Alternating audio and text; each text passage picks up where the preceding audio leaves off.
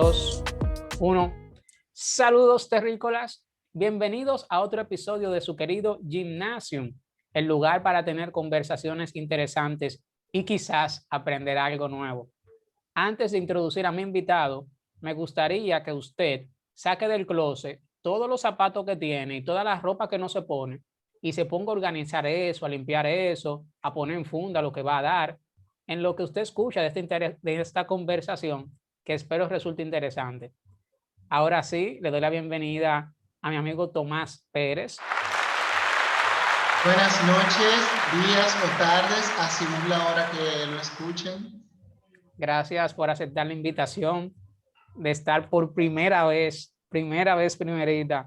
en este Gymnasium con mis 53,000 dividido entre 1,000 suscriptores. Wow, es para mí una honra compartir en el Gymnasium con los demás terrícolas. Me siento muy honrado de estar en el espacio del físico más famoso de República Dominicana. No. Yo creo que el físico más famoso de República Dominicana es probablemente el ministro de Energía y Minas. Nadie lo conoce como físico. Almonte. Ah, bueno. Nadie lo conoce como físico. Él no tiene Instagram de físico. Lo bueno Él es que no es influencer. me está metiendo en rojo. Lo bueno es que él no tiene Instagram ni va a ver este video de YouTube. Entonces, Tomás, Exactamente. me gustaría que tú compartieras con los demás terrícolas quién tú eres, cuál es tu preparación. Comencemos por ahí. ¿Cuál es tu preparación académica que tú estudiaste o estudias? Bien, mi nombre es Tomás Pérez, yo soy hombre cisgénero que vive en República Dominicana, nacido y criado, con cédula de identidad número 001. Mi área de formación es el teatro. Yo estoy concluyendo la licenciatura en teatro, mención actuación, en la Universidad Autónoma de Santo Domingo, actualmente completando el proceso de tesis. Muy bien. ¿La UAS es la única universidad que da teatro a nivel superior? Sí, la UAS es el espacio académico que ofrece el mayor título en el área. El otro espacio que le sigue es la Escuela de Arte Dramático, pero el título que se obtiene ahí es técnico. Entonces, la UAS es el único espacio que ofrece licenciatura en el área de teatro aquí en República Dominicana. Muy interesante. La UAS, dicho sea de paso, es la única universidad que ofrece licenciatura en física, que fue lo que yo estudié. Y no es física de educación física, de hacer marinero, ¿no? Física como Albert Einstein, yo siempre digo. Tú le quitas los genios, le pones un par de plátano, hace un mangú, y eso soy yo. Y si no es física de hacer ejercicio, ¿por qué tu espacio se llama gimnasio? Me imagino que tú lo sabes, pero para compartirlo con las personas nuevas que vengan de parte tuya, después que tú le compartes este video. El gimnasio era uno de los espacios que utilizaban los filósofos para discutir ideas. Había varios espacios, uno de esos era el gimnasio, y ellos se ejercitaban desnudos, de hecho. Hacían su ejercicio y comenzaban. Tú sabes que cuando una persona se baña, no se puede bañar 2 veces en el mismo río, porque cuando vuelve ella no es la misma y el río no es el... Imagínate los tigres de Herrera, donde yo me crié, tirando pechada y después diciendo cero no sé, o pienso, luego existo. A esos niveles estaban los tigres de los gimnasios de allá de Grecia. Este quizás es un buen segue, me excusan el anglicismo, una buena rampa para deslizarnos. Nosotros tenemos muchos temas que podríamos tratar entre tú y yo, y de hecho en algunos se podría uno ir para lo hondo, pero me gustaría comenzar, qué sé yo, con algo ligero como una entrada, para que la próxima vez que te invite entonces ir entrando al plato fuerte. A mí me gustaría que tú me hablaras más o menos de la historia del teatro. ¿Cómo surge el teatro? Porque yo que no soy del área, lo que me imagino es que el teatro era como el cine antes del cine. Sí y no, tal vez quizás, quién sabe, puede ser. No, vamos por parte. El cine como arte hereda muchos elementos del teatro, pero el cine y el teatro tienen una división fundamental que caracteriza específicamente cada uno de estos artes. O sea, no es una división de un elemento simple, sino de algo que indica la propia naturaleza de cada uno. En el teatro, esto es el convivio. Y el convivio es un término que aplica Jorge Dubati, es un teatrólogo argentino, que tiene él ha desarrollado escuelas de espectadores o escuelas para espectadores. Entonces, ¿a qué se refiere el convivio? El convivio se refiere al encuentro, el encuentro entre personas. Cada manifestación teatral necesita por lo menos, como mínimo, el encuentro entre dos personas. Un espectador y un actante. O sea, una persona que especta, que mira, y otra persona que interpreta, actúa. En el cine esto no pasa. Una película sigue siendo cine, así sea sobre la llegada del tren a la estación, que ahí ya tuvimos los primeros ejemplos de cine. En el teatro esto no sería posible porque no se trata de la maquinaria, se trata del contacto entre personas. Yéndonos a los inicios del teatro, el teatro en Occidente, que es lo que manejamos nosotros, tiene unos inicios a partir de los ditirambos. Occidente viene siendo lo que ahora es Europa, ¿verdad? Europa y América. Eso le llaman Occidente. Y Oriente, Asia. Más o menos. Ciertamente. Oriente y Occidente tiene esta división. ¿Por qué te menciono lo de la división entre Oriente y Occidente? El teatro que nosotros conocemos, el que llega a América y se reconoce como tal, es una herencia directa, pasada por varios procesos, es una herencia del teatro de la antigua Grecia. Entonces, de ahí los nombres y varios de los elementos de lo que reconocemos hoy como teatro se desprenden. En Oriente, ¿cómo son?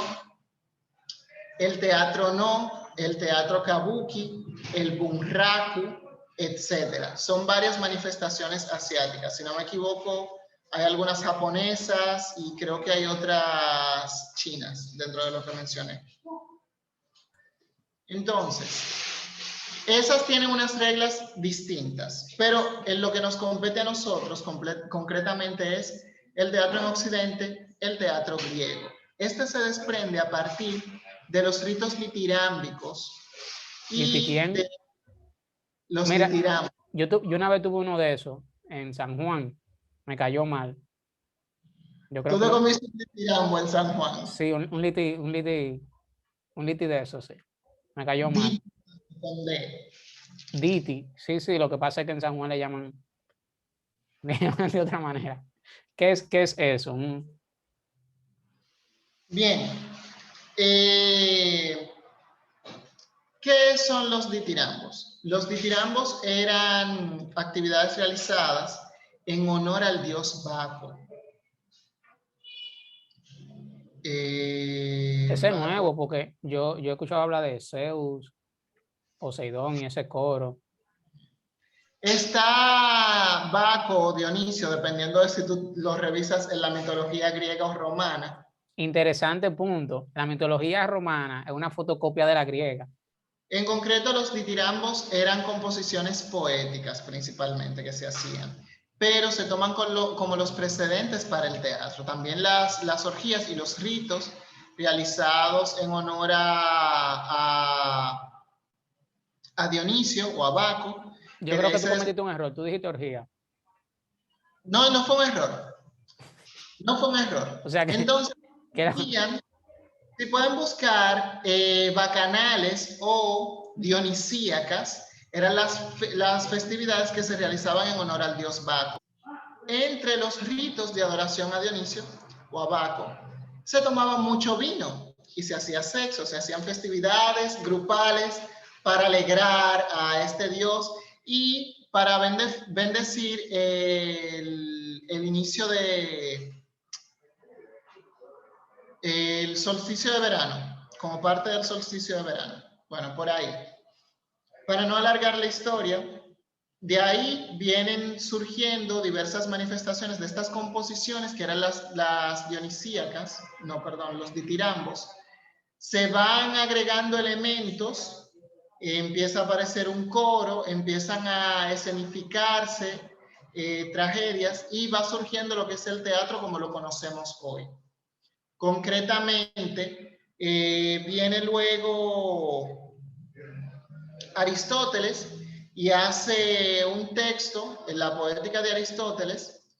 Se establecen cuáles son los elementos característicos del teatro desde la perspectiva de Aristóteles, que son los que son seguidos en la línea clásica de Grecia y son las uniones aristotélicas: unión de lugar, unión de tiempo y unión de acción. Ese mismo tigre de la filosofía también definió el teatro.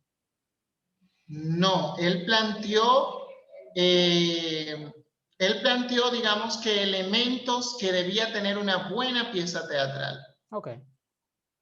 Entonces, ¿a qué nos referimos con estas tres uniones? Las unidades, perdón, aristotélicas. La unidad de tiempo, ¿qué quiere decir? Que toda la obra transcurre en un tiempo específico.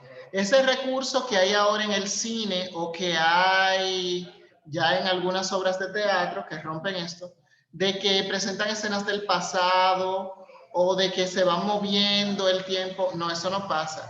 Si la obra se presenta una tarde, los acontecimientos de la obra pasan en esa tarde. Pueden aparecer personas hablando de algo que pasó ayer, pero esas personas están en el tiempo presente en el que está transcurriendo hablando de ese hecho, no lo están representando. O sea, cero flashbacks. Cero flashback. Segunda unidad, la unidad de espacio.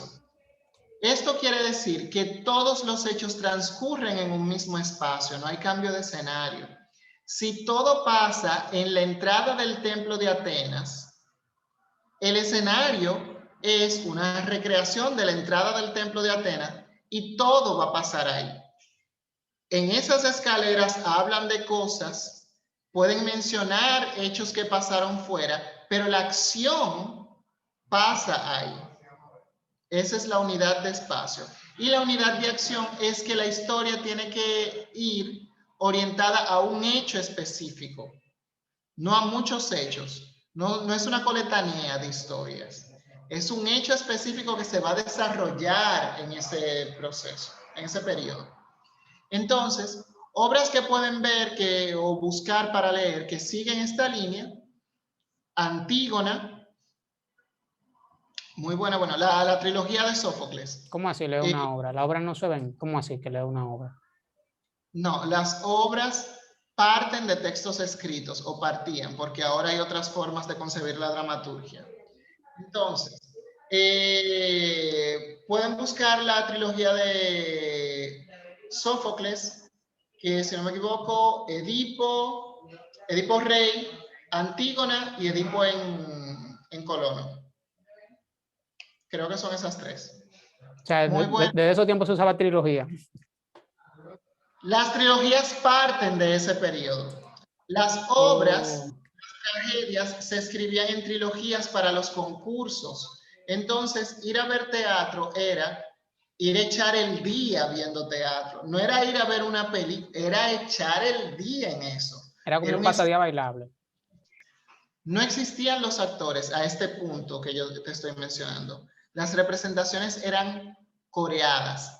No existían los actores. No, existía el coro. Se le atribuye crear el primer actor y el primer protagonista y el primer actor, el primer protagonista, a Tespis. Pueden buscarlo, aparece incluso en Wikipedia.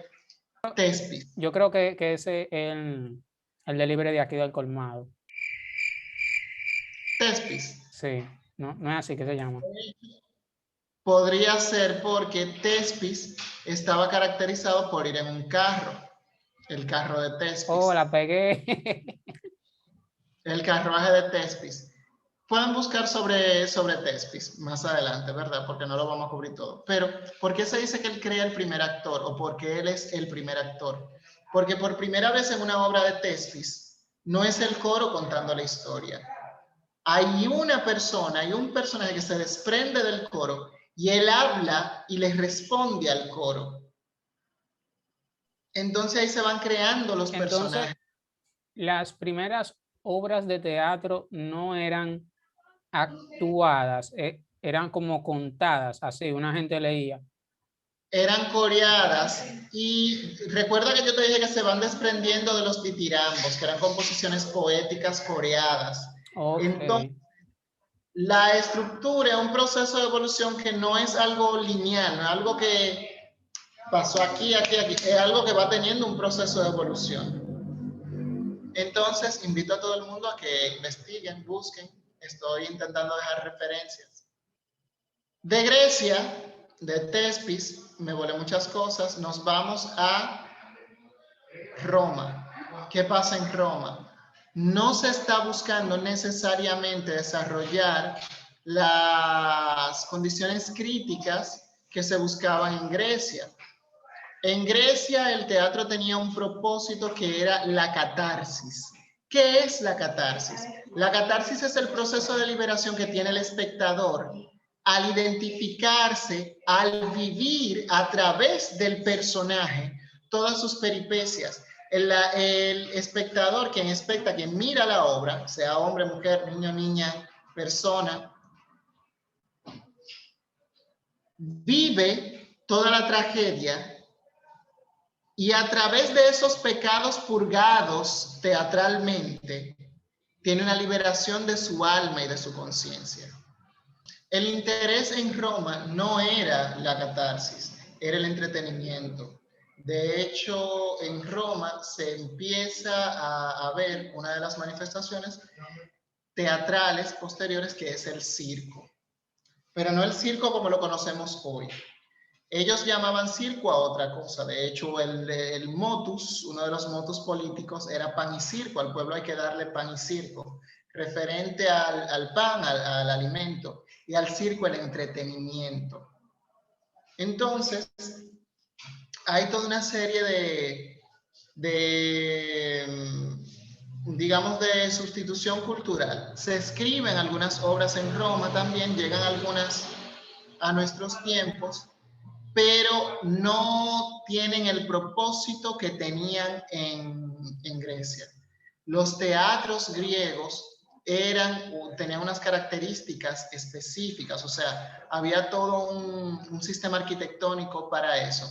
En Roma no, en Roma lo principal era el Coliseo, las luchas de gladiadores, etcétera, que a eso le llamaban circo. Y en cuanto a manifestaciones teatrales como las entendemos, quedaban un poco relegadas a espacios en plazas donde hacían pequeñas representaciones. Entonces, estas pequeñas representaciones generalmente estaban situadas en tarimas de madera, etc. Eso es otro tema, no nos vamos a quedar en Roma, vámonos de una vez a la otra parte bonita de la historia de la humanidad, conocida como la Edad Media. Algo bonito que tiene el teatro en la Edad Media, entiéndase bonito desde una perspectiva sarcástica, es la injerencia y el dominio de la Iglesia Católica. Sí. Se prohíben manifestaciones teatrales porque tú sabes, como que el pensamiento crítico y la Edad Media no era que estaban muy bien relacionados. Ese periodo de la humanidad, donde ya las orgías no eran tan bien vistas, sino las organizaba el clero. Ese periodo bonito de la humanidad se vio el teatro muy afectado. Estaban prohibidas las manifestaciones teatrales heredadas de Grecia y de Roma. El teatro era únicamente bien visto en la representación de autos sacramentales. ¿Qué eran los autos sacramentales? Eran piezas de un solo acto que representaban algún pasaje de la vida de Jesús o de los apóstoles. Entonces, hay tradiciones que heredamos desde ese periodo hasta hoy, como son las representaciones de la pasión, muerte y resurrección de Cristo en Semana Santa.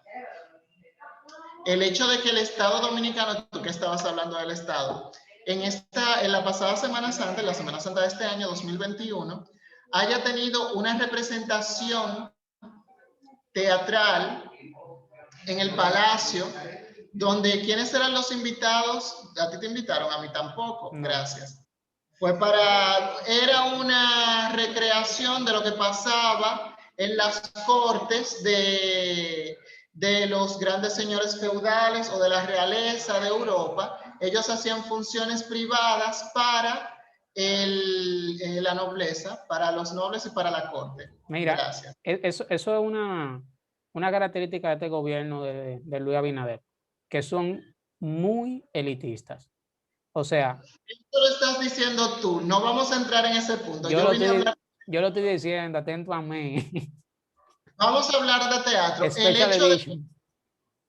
El hecho de que ese despliegue que tuvo se haya dado en Semana Santa y que la semana pasada, a menos de 2 meses, a menos de 50 días de ese despliegue, el Ministerio de Cultura haya lanzado un comunicado de que no hay dinero para actividades culturales en República Dominicana, nos deja mucho que ver sobre cuáles son las prioridades y no hay dinero para quién y para qué exactamente. Mira, porque si recordamos, en diciembre se les dieron 100 millones de pesos dominicanos. Tú que mencionabas 100 millones ahorita. Eso te iba a decir, a lo altita. A lo altita. No, algunos músicos ya establecidos, no a los artistas. Decir a los artistas sería implicar que de alguna manera eso trascendió ese techo de cristal, trascendió ese penthouse económico que son La Insuperable, Miriam Cruz, Eddie Herrera. Ustedes me excusan, pero no son personas que estaban realmente afectadas por la pandemia para tener esos millones cuando tú tienes los teatristas, a los artistas plásticos, a los profesores de muchas de las academias de aquí que no estaban cobrando. Los teatristas, sobre todo realmente del teatro, fueron el primer grupo en cerrar y el último grupo al que se le abrió un espacio para volver a trabajar. Esto se va dando entre finales de la Edad Media, principios del Renacimiento. No es que pertenece específicamente a la Edad Media. Tengo un proceso de transición. Y vamos a ver que coge más del Renacimiento. Pero en el Renacimiento, en otros espacios, se van dando otros fenómenos. Entonces, en España, por ejemplo, tenemos el Siglo de Oro Español. El Siglo de Oro Español coge parte del Renacimiento, parte del Barroco y parte de otro periodo de la historia del arte, que también en eso tenemos una dificultad. La historia del teatro no se cuenta igual que la historia del arte, porque los movimientos en teatro no siguen necesariamente la línea cronológica que los movimientos en las artes plásticas. Entonces, tenemos que coger un poquito del Renacimiento en Inglaterra, pero no necesariamente el Renacimiento, porque tiene otro nombre, el teatro isabelino, que es de donde viene Shakespeare. A eso yo lo he escuchado mencionar. Entonces, el teatro isabelino viene con unas características particulares. Shakespeare, que era también un poquito pillo, él hacía unos juegos de lenguaje, porque el inglés que se habla no es el inglés que se entiende ahora, era una mezcla, era una mezcolanza. Entonces él hacía en sus obras, le ponía un poquito para cada persona. Y eran obras en las que había un convivio, pero el convivio estaba estructurado de la siguiente manera. El espacio era un espacio como en forma de cilindro. Teatro. Era de madera, era una estructura de madera. Generalmente quedaba o estaba ubicado en las afueras del pueblo, donde está el putero, donde están las prostitutas. Volvemos siempre a las orgías. Tú dices que el teatro no tiene necesariamente que ver con eso, pero es un personaje recurrente en esta historia. Lo que pasa es que el teatro generalmente, yo te dije, siempre hay un teatro que es el bien visto, es el de la élite, y hay un teatro que es marginado. Generalmente el marginado cae por ahí. Es por más esas... divertido, se divierte más, sí, es más divertido. Shakespeare, ¿qué hace? Él mezcla los dos, porque las funciones de Shakespeare iban a la nobleza, pero también la realeza. Entonces, en estas estructuras de cilindro, que eran los teatros, la parte más alta estaba reservada para la realeza, porque nadie podía estar por encima de la reina o de los reyes. El segundo era para la corte, debajo era para los nobles, y el centro era para el pueblo. La plebe. La plebe. Entonces eran obras donde el público no es que necesariamente tenía una visión tan buena, pero iba a escuchar mucho. Entonces era muy recitado. Pero también quien llegó a ver aquella película Shakespeare in Love se da cuenta de que las mujeres no podían actuar. Yo recuerdo eso. Ahí, en la comedia del arte, las mujeres están ya rompiendo, hacen de hombre y de mujer, hacen lo que sea. Y en la Edad Media habían algunas ya que estaban con esas compañías itinerantes. Pero en el siglo de oro español, las mujeres interpretan. Interesante, eso como de que el desarrollo no es lineal y el avance no es lineal. No es lineal y las manifestaciones se van dando de forma diferente en cada espacio. El teatro que se consumía en Inglaterra durante la era isabelina, el teatro shakespeariano, no es el teatro que se consume en España, no es el teatro que se consume en Inglaterra. A América no llega el teatro del Renacimiento, llega el teatro de la Edad Media. Desde ese tiempo estamos nosotros atrasados.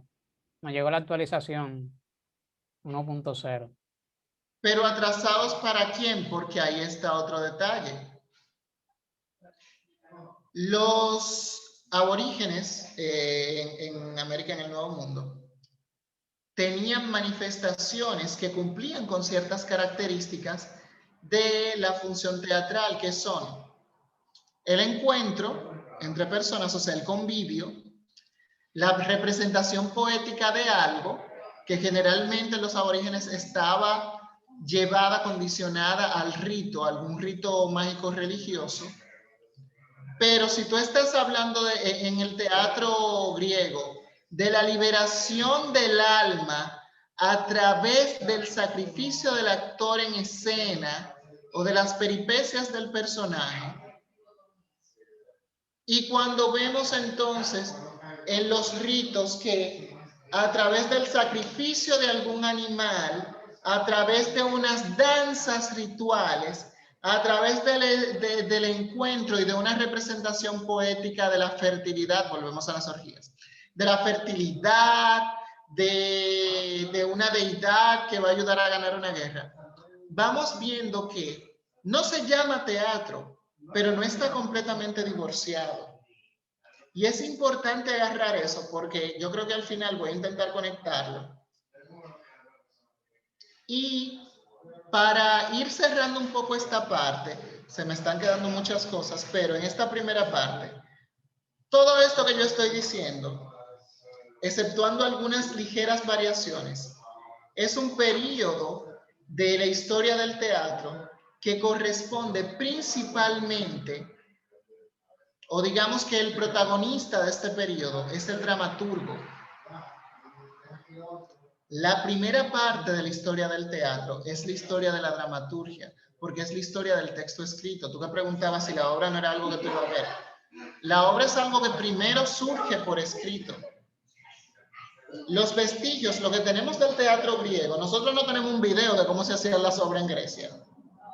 Muy buen punto. No había celular en ese tiempo.